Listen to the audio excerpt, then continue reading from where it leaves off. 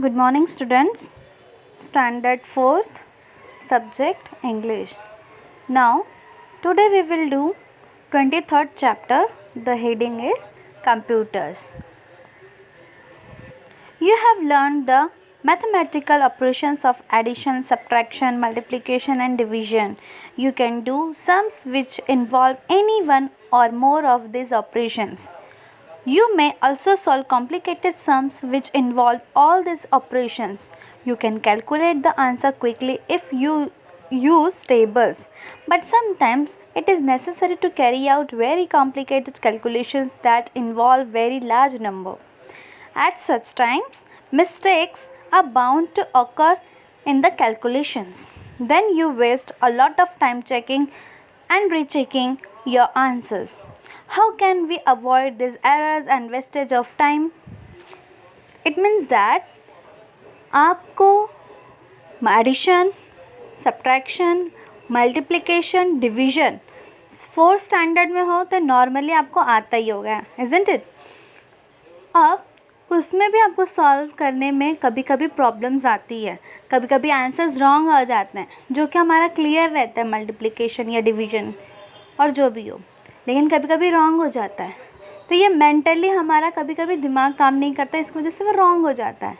लेकिन mobile phone में जो कैलकुलेटर होता है या इंटरनेट के थ्रू, यानी कि जैसे कंप्यूटर में भी कैलकुलेटर रहता है ना, तो उसमें भी अगर हम सॉल्व करें या मोबाइल में हम कुछ सॉल्व करें तो उसका आंसर करेक्ट आता है without wasting of time.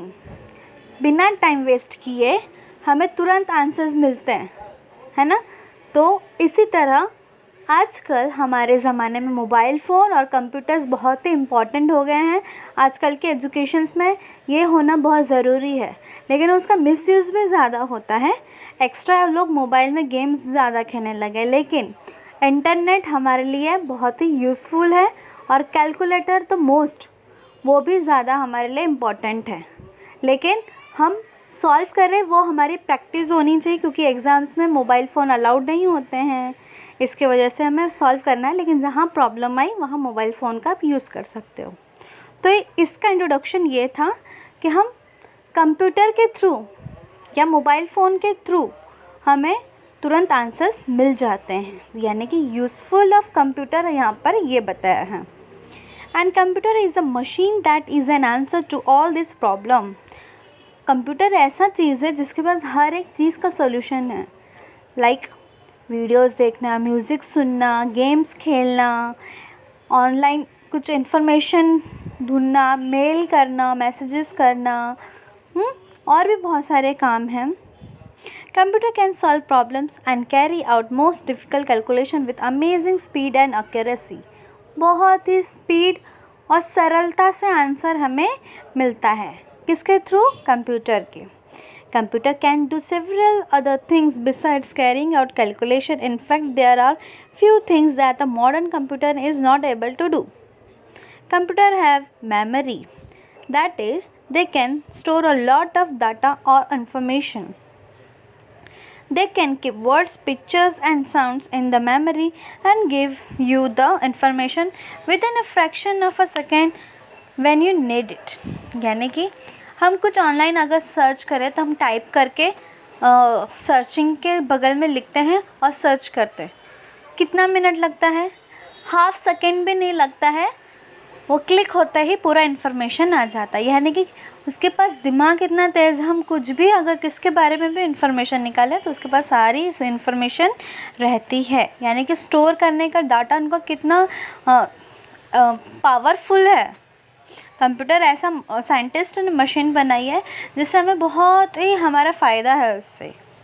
Computer can process the data और information according to the instructions given to them. A modern computer can follow thousand of instructions within the fraction of a second. Only the instructions have to be given in a language that the computer understands. A set of code instructions written for computer is known as a program. Writing a computer program is a specialized task. A computer on its own does not make judgment about the instructions given to it. It follows the instructions blindly. That is why the instructions have to be written very, very carefully. The instructions must cover every step involved in operation. If you miss a step, the computer will not correct it. One has to think carefully to imagine every step involved in a task. Let us see if we can imagine all the steps involved in a simple task. You have now divided this task into a smaller ones.